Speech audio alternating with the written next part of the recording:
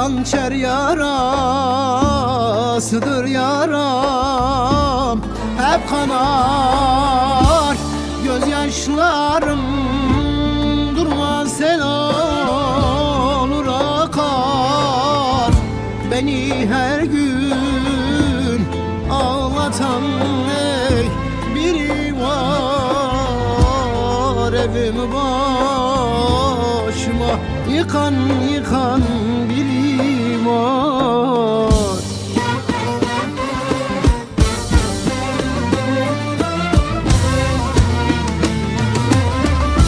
Genç ömrümü çalan eden biri var. Yüreğimi yakıp giden biri var.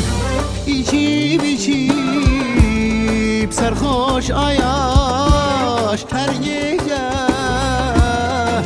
o bar bu bar gezdiren beni biri var. Genç ömrümü çalan eden biri var. Evimi başıma yıkan biri var.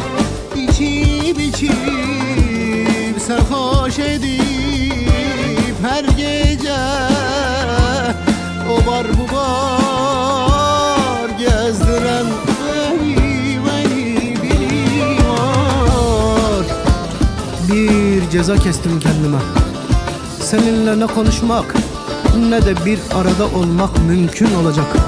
Sen bir yara olarak kalacaksın sonsuza kadar. Yaksa da beni bu ateş, asla ve asla geri dönüşüm olmayacak sana. Sen bende uzak olarak kalacaksın. Diz çöktüremeyecek bana hasret ve hiçbir güç irademi kıramayacak. Canım gider ama sözüm asla ve asla düşmez yere, düşmez yere. Yüreğimi sürgün etti ellere, beni mahkum etti deli deli hasrete, mecbur etti yıllar yılı gurbete.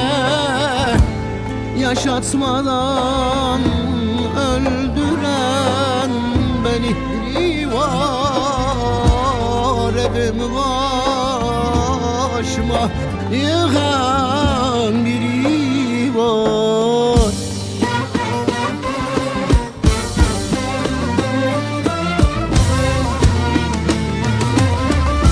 Genç ömrümü çalan eden biri var. Yüreğimi yakıp giden biri var. İçip içip sarhoş ayaş her gece o bar bu bar gezdiren beni biri var. Genç ömrüm